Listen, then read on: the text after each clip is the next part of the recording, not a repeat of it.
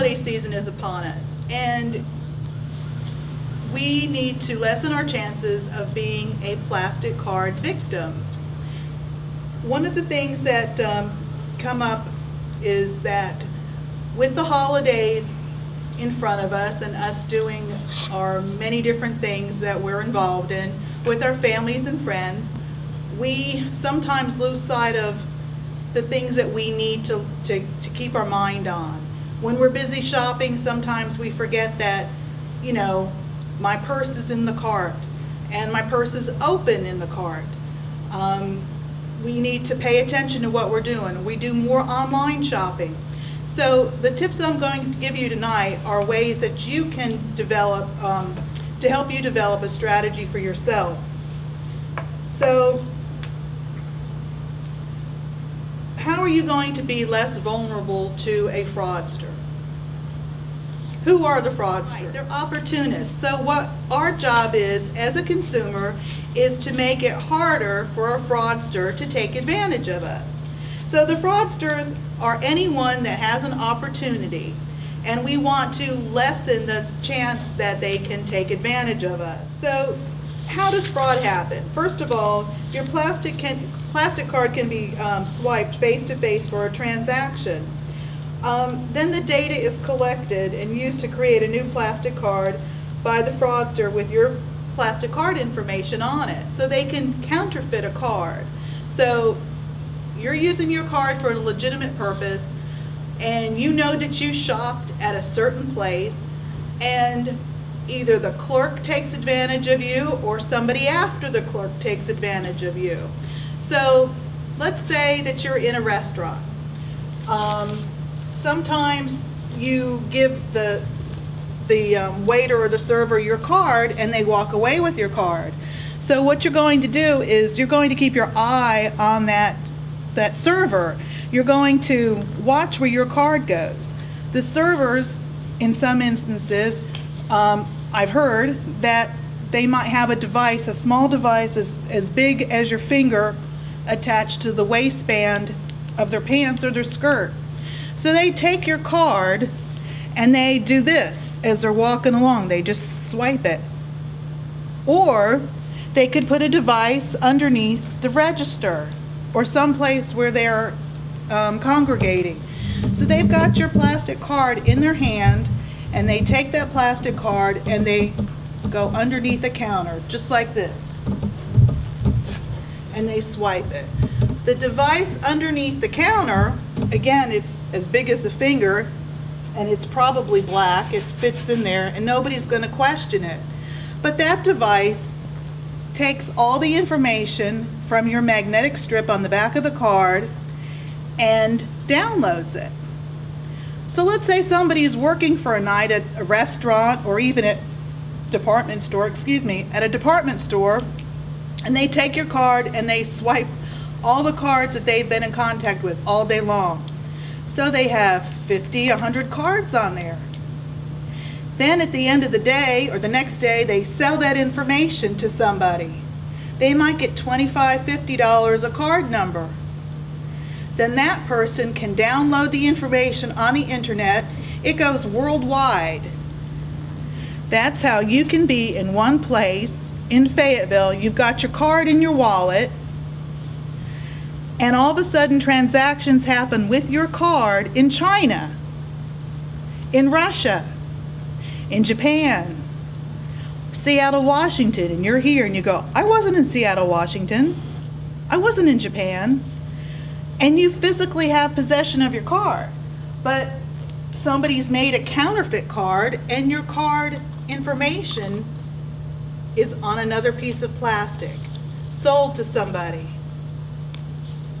So you want to keep your eye on where your card is. It's very important to do. Remember that cardholders have zero liability when it comes to Visa transactions. When you come to us and you tell us that, hey, I didn't do this transaction, simple to take care of. Your liability is zero, you'll get your money back. The card number is blocked, you're given a new card number, and you get a refund on all the transactions. Okay? So your liability is zero. Second, another way a fraudster can obtain plastic card information is from online or e-commerce sites. So when you're shopping online, you need to pay attention. Just because somebody has a website doesn't mean that they're legitimate. Anybody can have a website. Anybody can, you know, say that they're going to send this to you, give me your card information.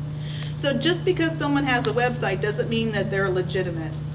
There's, if it's a secured website, I believe there's, what is it, a lock on the bottom? I don't do online shopping myself, but on the bottom of the screen, I don't know if it's in the right-hand corner or the left-hand corner, it looks like a little lock, and the site's supposed to be secure. But again, if the site's secure, you need to pay attention, you know, who you're still giving who you are giving your information to. And remember, if you have information that appears, or transactions that appear on your account that you did not authorize or participate in, your liability is zero, you'll get your money back. That's how the law was written. It protects the consumers. So, you know, pay attention to your statements, and if something appears on your account that you did not authorize or participate in, let us know.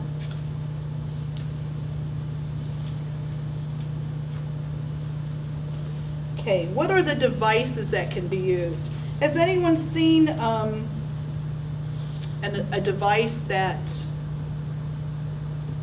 stores in card information? You know, one word of caution is, you know, when you are using the ATM machine, you're putting a PIN number in there, something that you should do, if something doesn't look right on the ATM machine, you need to walk away. Don't swipe your card. Don't enter your PIN number, just walk away. Then what you should do is you should tell somebody.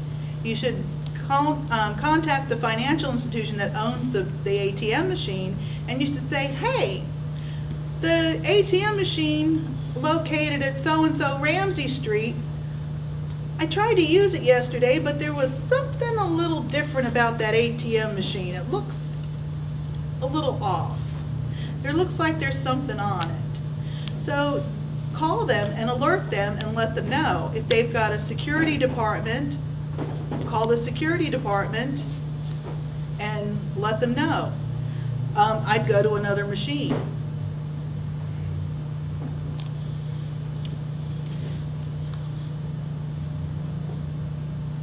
All right, does anyone know what are some ways your plastic card information can be stolen? One of the ways your plastic card information can be stolen is when you go to the pump, the gas pump. They could have a device on the gas pump.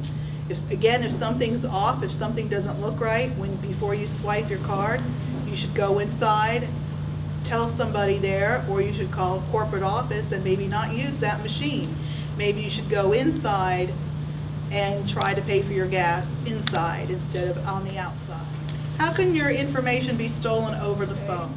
So let's say the phone rings on a Tuesday night, it's 9 o'clock and you're at home, and somebody calls you and says, I'm from the security department at your credit union. I need to have the last 4 digits of your card number, or I need to have your card number, and I need to have your card expiration date, or I need to have your 3-digit code from the back of your car. How about just hanging up the phone? Yeah. Psst. They called me at 9 o'clock at night or whatever time it was. I'm gonna just hang up. You know, if they call you and you don't know who it is, hang up. The only way I'd give someone my card information out over the phone is if I initiated the phone call. So if I were to call, you know, the American Cancer Society or some legitimate place that I wanted to conduct business with, excuse me, or to give a donation to, and maybe they were doing a telethon, you know, then I feel like, you know, I've initiated the phone call, it was my choice, I'm not being, you know, solicited for something, I'd give my card number out if the business checked out before I gave out my information. So, you know, just because somebody calls you in the middle of the night or in the middle of the day and they want your information, just hang up.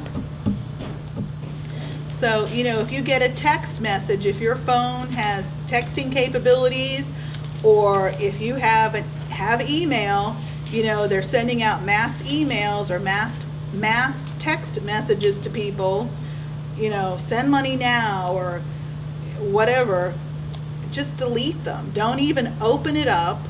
You know, if you don't know who sent you the email, just delete it. The text message, just delete it. You know, they're not the kind of places that that you want to do business. Well, we do have 24-hour fraud monitoring on our Visa products, on all of our Visa products. And the phone number that would call you is listed on the second page. So if you see on your phone readout, call from, and then that phone number, it's probably our fraud security company. They monitor Visa transactions 24 hours a day, 7 days a week, 365 days a year. And if something is suspicious, they're going to make a phone call. So, in order to make the phone call to you, we need to have a good phone number, good working phone number for you, first of all, on your account, because we do supply that information to the fraud monitoring service. And they're our first line of defense. If they feel that something is suspicious on your card, hopefully they're going to call you. The next step that could, you know, the next thing that could happen is maybe they can't reach you, or it's the activity is suspicious enough, your transaction or that transaction could be blocked or your card blocked. So let's say a suspicious transaction happened on your card, and maybe they can't reach you. If they feel the suspicion is high enough, your card could be blocked. So then the next day or that evening, you actually go out and you try to use your card for a legitimate purchase, your card doesn't work. You know, that's going to raise a red flag to you, and you would hopefully in turn call your card issuer to, hey, my card's not working, what's going on? We get those phone calls on a daily basis, and we help people work through those after the fact. Sometimes when they get the phone call from that phone number, they don't want to respond because they don't know who it is. It's not their credit union. And so they'll say, I got a phone call, and they said that it was a fraud monitoring service. So what they'll do is they'll call us as the issuer. We'll look up their information and say, yes, that was our fraud monitoring service. They do want to verify a transaction with you. Did you do a so-and-so transaction?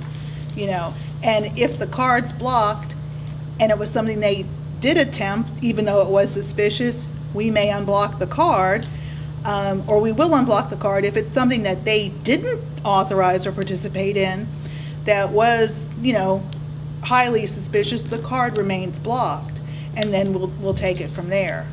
So having a good phone number on your account is vital. So, you know, we want to be able to call you. That's our first line of defense, is letting the fraud monitoring service. What they'll do, you know, if they talk to you about the suspicious activity, then, you know, you can always contact the credit union to, you know, to confirm anything. So that's always a good idea. What can you do to prevent fraud? The first thing you can do is, when you get your plastic card, is to sign the card. There are a lot of people that choose not to sign their card and put on the back CID. Well, that's not going to help the merchant that is actually doing a legitimate transaction for you. It's, you know, or if you choose not to sign it at all and you don't put CID on the back, that's not going to help the merchant. The merchants obligate, well, everybody has an obligation in the big picture of things. The obligation is, for the card holder, is to sign the back of the card, sign your receipt. The credit union's responsibility is to make sure the transactions get posted, you know, to your account in a timely manner, among other things. Now, the merchant's responsibility is to take the plastic card and compare the signature on the back of the plastic card to your receipt. If there is no signature on the back of your card, there's nothing to compare it to on the receipt. So you want them to match. You want to sign the back. We do have something on our website. The next thing is register your card with Verified by Visa. This was set up to help lessen fraud for risky purchases such as online shopping. A face-to-face transaction is not risky. Your card is present, it's swiped, and you sign a receipt. Okay? When it's done for e-commerce, you're not present. The card is not swiped. The card is not there. You're putting in your information online, and the merchant's going to try to get an authorization. So this Verified by Visa registration was created to password protect your card. Whether you shop online or not, registering your card with Verified by Visa is a great idea, because if a fraudster steals Ellie's card, the fraudster can register Ellie's card and pretend to be Ellie and put a password on her card.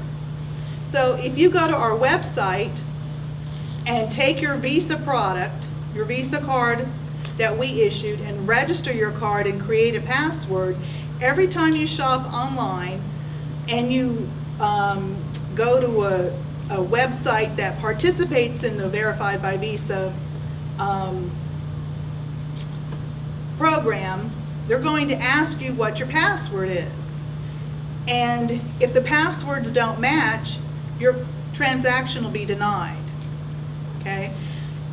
If Ellie did really register her card, and then she chooses, and a fraudster gets her card and shops online and tries to enter a password, Ellie didn't create the password, it's not going to match. It's going to be declined. So remember, online shopping is much riskier because the card is not present. All right, we already talked about keeping valid phone numbers on your credit union account and with your card issuer. So if your phone number changes, you need to let us know that. You need to tell us. When you come in to transact business, if your phone number changed, let us know too. You know, or if there's a cell phone number that you prefer to be called at, give us your cell phone number. Let's put that on there. All right, the next one is be aware. Know where your plastic card is at all times. So, you know, when I say be aware, I mean pay attention. Who has your card? Is walking away with your card. You know, when you go to a restaurant or you go to do a transaction, who has your card? What are they doing with it? Keep your eye on that person. All right. Inform. Going to the list on our website can also affect your online shopping too. Most merchants that you shop with are probably going to deposit their transactions in the country that they're in. Sometimes merchants do not. You could go to a website and it looks like it's something out of Great Britain, but maybe they deposit tickets through Turkey or something. And maybe we've got Turkey off limits. So you're looking at the website and you see the transaction or the merchant, you know, it looks like a Great Britain, a UK merchant, but maybe they deposit their tickets, you know, in another country. Maybe we've got that country off limits. And, you know, depending again, how badly you want the transaction to go through or what risk we're willing to take, we may or may not allow that. So, you know, before you shop, before you travel, go to the website, the credit union website, and you want to look at the list of countries there. And if you're going to be traveling out of the United States, you probably want to tell us of your travel plans. Because again, we've got the 24-hour fraud monitoring on our Visa products. And if we're trying to make decisions with your card at a particular moment in time, we want to know, gee, is this Mr. Vanderkloot in Australia? Gee, he traveled to Australia 2 months ago. He's not in Australia now. What's up with that? You know, we want to make sure that shopping with reputable e-commerce companies. Just because, you know, somebody's got a website doesn't mean that they're a legitimate company. You pull it up on the website and you know nothing about this company, doesn't mean that you need to necessarily shop with them. What's their reputation? Do you know anybody that shopped with them previously? What kind of return policy do they have? If you shop online, or you know you choose to do shopping by phone, if you give out your card number, you've basically bought something. You know, if you come to us and say, I gave my card number out to somebody last night and I don't want to be billed for that. Well, you know, it's too late. We don't take the hit on buyer's remorse. You know, on fraud is a little different, but you voluntarily gave your card number out. That's on you. And it's up to you to determine, you know, what the return policy is, what the cancellation policy is. So, you know, before you give your card number out, check that information out. All right, and we briefly went over this. Fraudsters can also call you. All you need to do is hang up. If you're not familiar with who's calling you or why they're calling you, and you don't want to give them any information, hang up. That's all you have to do. You don't need to be polite and nice. Just hang up. That's all you need to do. So, you know, you can call us immediately about those phone calls. If you get a text message or you're not sure who's calling you, if you feel like your card number has been compromised, you can always call the credit union and, you know, find out what you should do.